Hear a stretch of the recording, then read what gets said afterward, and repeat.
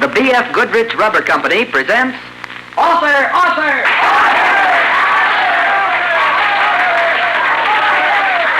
Ladies and gentlemen, your authors, Miss Marion Collins. Good evening.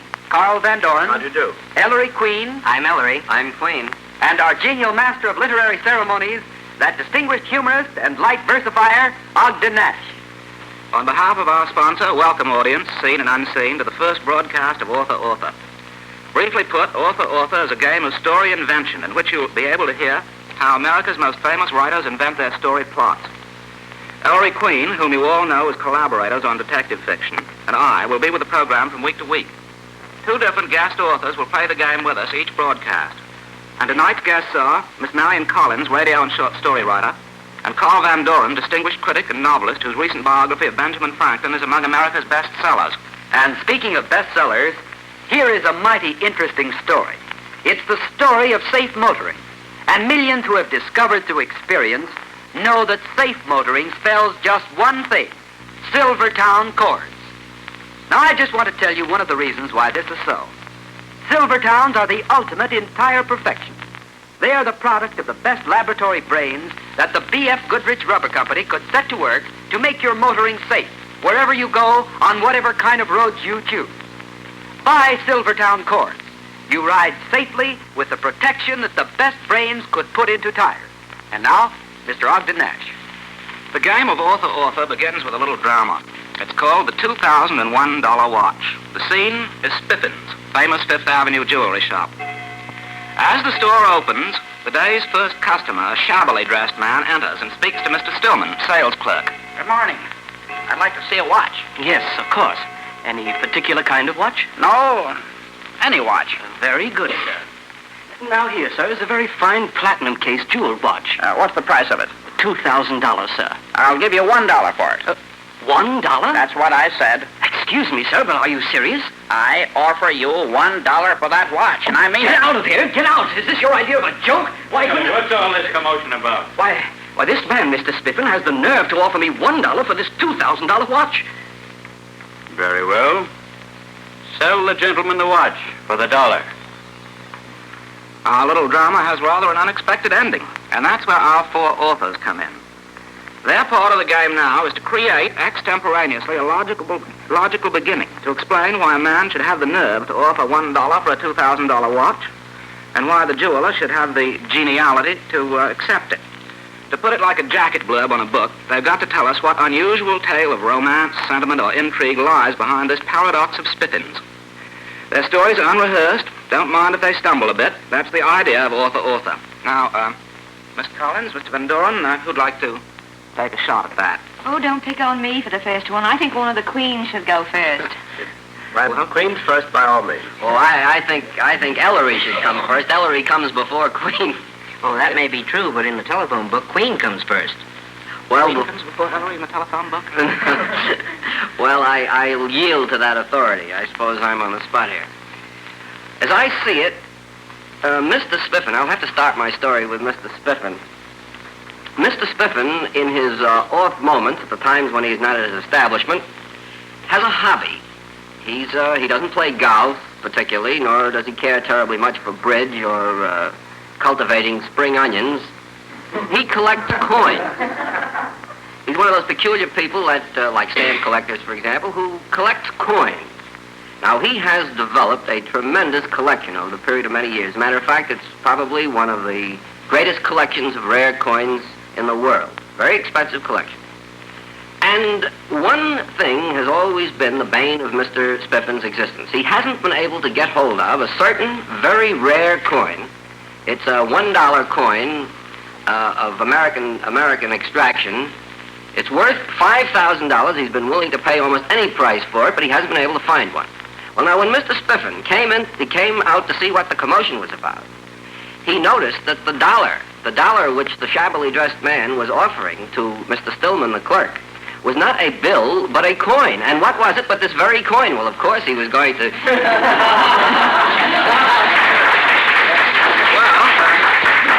At least that proves it can be done. Now we have an interlude known as the Are You Sure period. Comments and criticisms, insults, pro and con are invited on Mr. Queen's explanation. I wonder if Mr. Queen himself is a coin collector. I wonder if he has the first dollar he ever made. As a matter of fact, I never made a first dollar. Well, it's easier to begin on the second, I suppose. But, are there any further... That was an insult, wasn't it? Is there any criticism? I can only criticize the insult.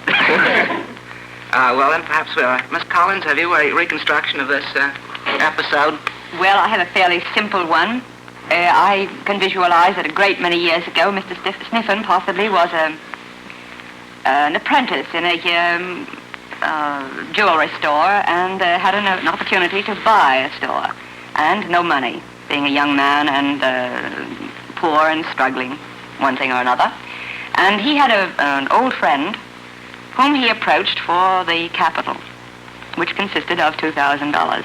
He started in business with that and made the very distinguished jewelry shop known today as Sniffen's. And as he approached the clerk and this shabbily dressed man to see what the commotion was about, he recognized the old friend who had advanced him the money for the opening of his business, whom he had forgotten all over these years and had repudiated the loan. And he felt that he would be justified in accepting the dollar for the watch in as much as the $2,000 would mean the discrepancy between there would be the $2,000 he had borrowed. Would that... Mr. Nash. I suppose it would apply to Spiffins as well as to Sniffins.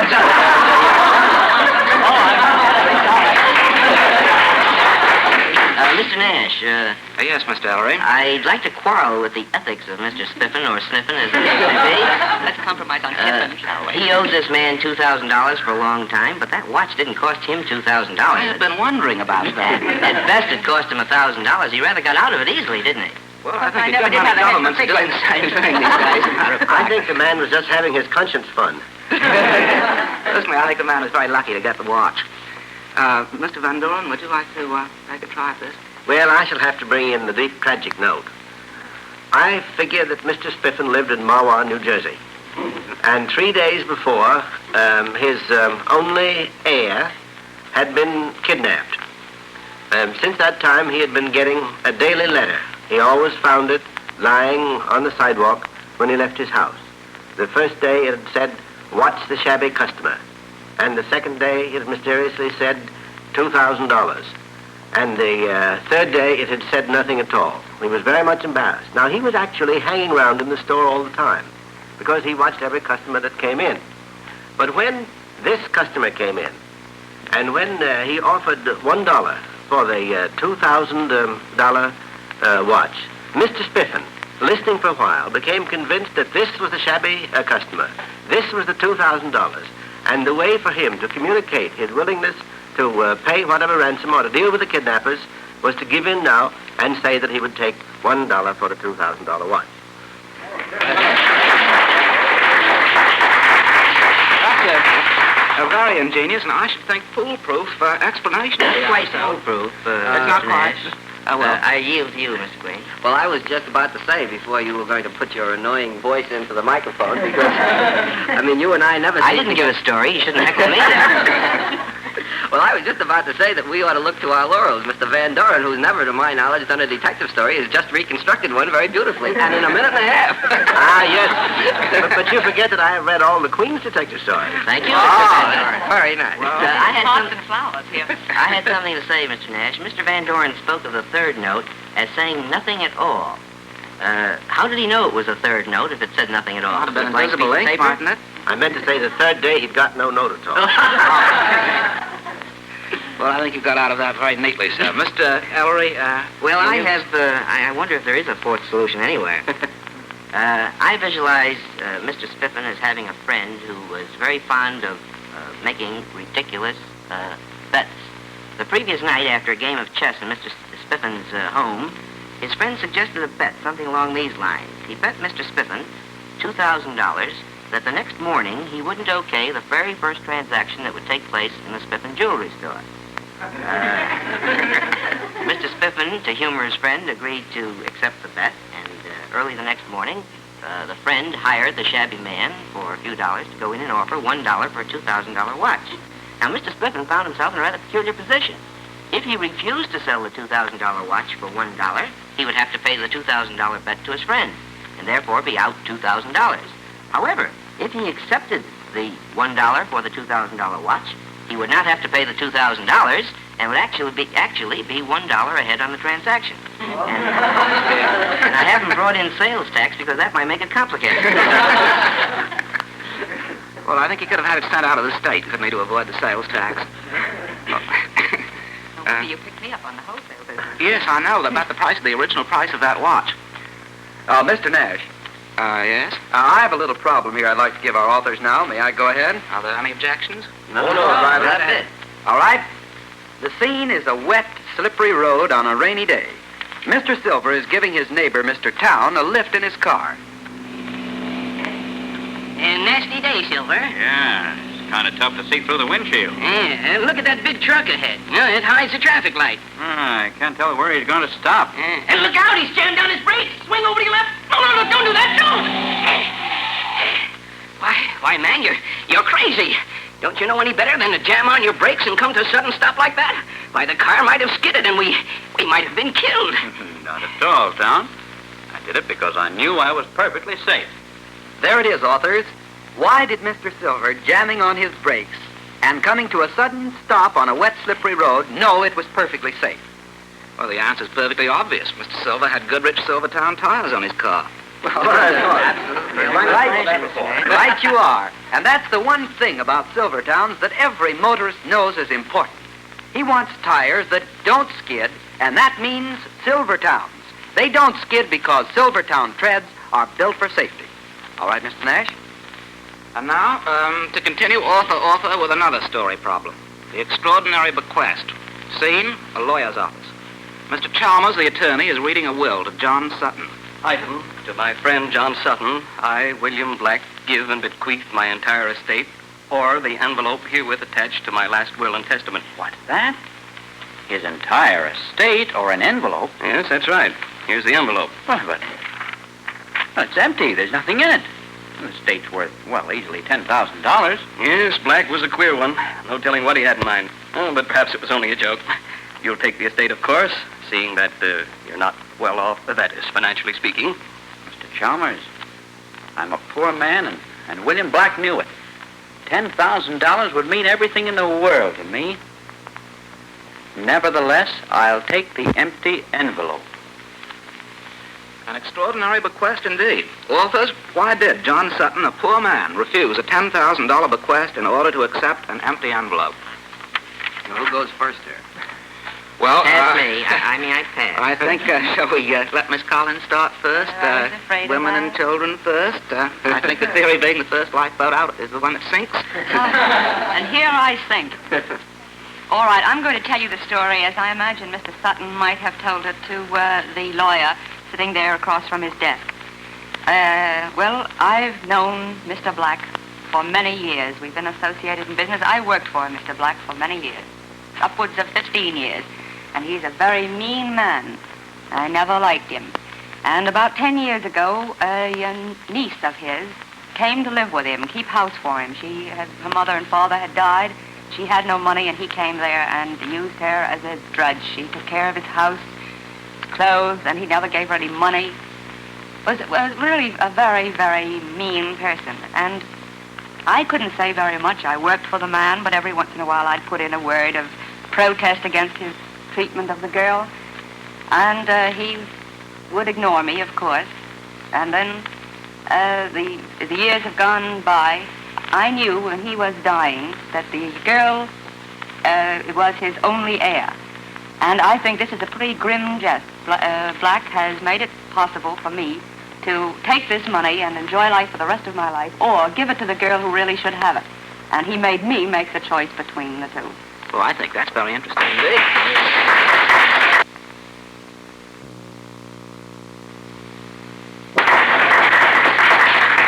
I'm so glad Mr. Black is dead. Are there any holes that we can poke in that? It would be a shame to poke a hole in a story like that. Thank you. We'd always put Mr. Black in it, of course. Mr. Van Doren, have you a suggestion? Well, nothing with that high romantic note.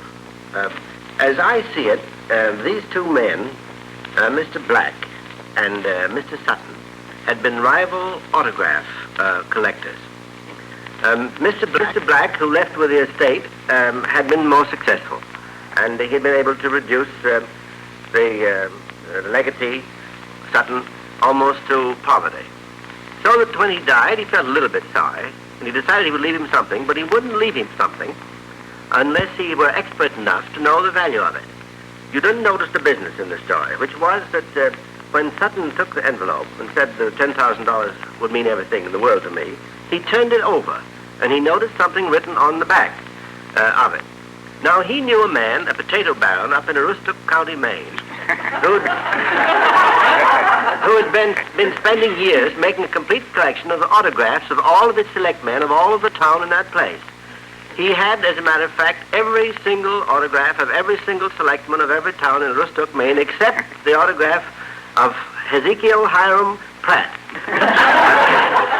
And this was, on the back there was only H.H. Pratt, and he wouldn't have known that, except that on the front it was addressed to Chester A. Arthur, President of the United States. Now, Mr. Sutton, being an expert, knew that at one of his more frugal moments, Hezekiah Hiram Pratt had written a letter to Chester A. Arthur asking him to use his influence to get Pratt's son a position in West Point.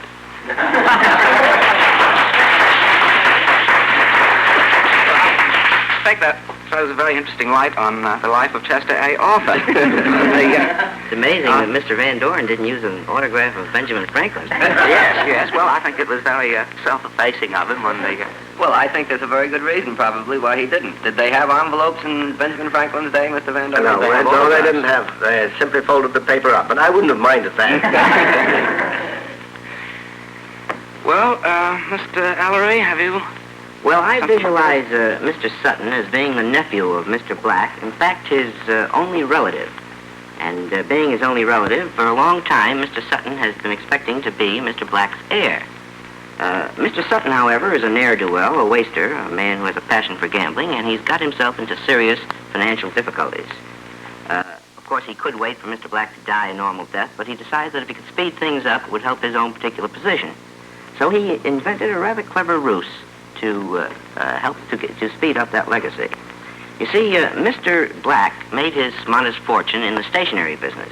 He manufactured envelopes and letter paper and so on. And one day, pretending to turn over a new leaf, Mr. Sutton came to his uncle, Mr. Black, and said that he had just made a remarkable discovery.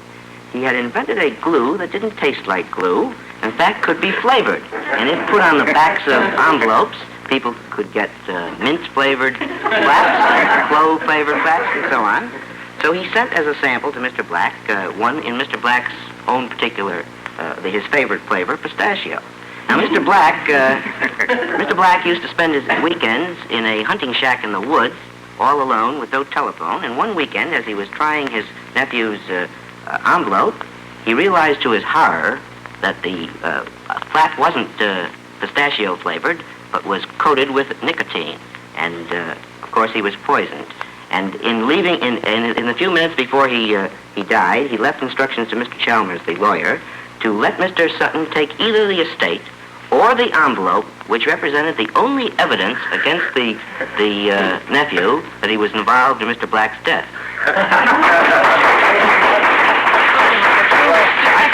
I think that's so ingenious that we can hardly ask any questions of Mr. Ellery at all. I could heckle myself. Well, don't write me any letters. That takes care of our author's part in the game of author-author. There's also Excuse me, haven't I been left out? Oh, I beg your pardon. Oh, that's perfectly all right. I'm perfectly willing to be left out. No. I'd hardly call it a minor oversight. No, it's quite mine. I'd like to hear your approach to this. Well, as a matter of fact, it's hardly good enough to be dignified by an approach. I merely visualized John Sutton as a pacifist. Now, you might ask what pacifism has to do with the rejection of a $10,000 bequest, the acceptance of an empty envelope. Well, he recognized the fact that on this envelope was written in invisible ink the formula. I forgot to tell you, incidentally, that John Sutton was a chemist. The formula of a new and powerful poison gas which would decimate, I won't use the word decimate, Mr. Van Doren, that's a bad word, which would depopulate the world. And now he had a tough decision to make. If he took the envelope, he would, of course, take it merely for one purpose, to destroy it, because he was a pacifist. He didn't want to see a new weapon like this given to the world. On the other hand, if he left the envelope and took the $10,000 bequest, he would be leaving that thing to the world, and so, being the true idealist, he simply refused the $10,000 and took the envelope. I'm glad you didn't use that decimate. That means only 1 out of 10. I recognize that. Well, we're doing better than that nowadays, I think. Well, that seems to take care of our author's part in the game of author-author. There's also a very interesting and profitable part which our audience is invited to play, and here's Mr. Lawrence to tell you about it. Ladies and gentlemen, the 2-story problems we gave our authors tonight, we made up. But we'd like you, our audience, to make up the ones we use next week and every week thereafter for cash prizes. Send your story problem, as many as you wish. Each problem should consist merely of the surprise ending of a story, along the lines of what you heard tonight. Now, don't dramatize your story. We'll do that. All you have to do is write in a short paragraph, in as few words as you wish, the surprise ending of a story. You don't have to figure out the beginning. That's the job of our authors. Make the endings of your story problem as hard to explain as you can. Each one accepted by us and used on this program will receive $25. And here's what we'll do with the story. We'll give it to our authors and have them create the beginning right here in the studio. So come on now, listeners. Here's your chance to win $25 or more and put America's most famous authors to the test. There are no strings attached to this offer. Anyone can enter. Send us as many story problems as you wish. Send them to Author, care of the B.F. Goodrich Rubber Company, Akron, Ohio. Just a moment, Mr. Lawrence. Yes? We're not finished yet. We'd like to have a friendly little chat with Mr. Nash. Yes, Ellery, what is it? Well, you've been having a fine time listening to us struggle with inventing story plots, and I mean struggle. I've never seen so many distinguished people quite so uncomfortable. All right, Mr. Nash, let's see how good you are at inventing stories. Oh, Miss no. Collins, Mr. Van Doren, Queen, and I will give you a story problem. Let's hear you some. Nothing was said about that when I came here. And Mr. Nash, the audience will do the heckling this time. They'll let you know what they think of your story. How about it, audience? Right. No excuses now. Here we go. A centipede. A spot. An airplane. The London Zoo. Oh, dear. Let me see. Centipede, a spot. Well, there it is, Mr. Nash. Make a story out of that as quickly as you can. I do not like the centipede. A bug we do not really need. You always whack him where he's not. For if he is, he leaves a spot. Mr. Nash. Where's the Mr. airplane? Ellery. And how about my zoo? The centipede was in the zoo, and we take the airplane to get out of this spot. I'm glad to be out of that. Good night. Good night. Good night. Well, I never imagined there could be so many versions of the same plot. Very interesting, very original. But I know one story that has only one version. It's original, too, and thrilling every bit of the way. I mean the story of modern motoring on silver towns. To give you the perfection of silver towns has required years of experimentation in the laboratory. To build into these matchless tires the greatest resistance to heat, and thereby forestall the possibility of a blowout, no pains have been spared. You might roll along very easily in cool security mile after mile on tires built to defy every kind of road punishment for the sake of your comfort and safety. Buy Silver Towns and enjoy an absolutely new chapter in motor enjoyment every mile of every way, every day of the year. Listen in this same time next week for more fun with the authors. Ellery Queen will be with us. Carl Van Doren probably be here, and Ogden Nash will be our genial master of literary ceremonies. Our guest authors will be Fanny Hurst and John Erskine. And don't forget to send your story problems to Author, care of the B.F. Goodrich Rubber Company, Akron, Ohio. Each one selected and used on this program will receive $25, and the name of the person submitting it will be mentioned. Naturally, no story problems can be returned, and all submissions, whether used or not, become the property of the B.F. Goodrich Rubber Company. You'll know you're in for another fiction fun fest when you hear them call for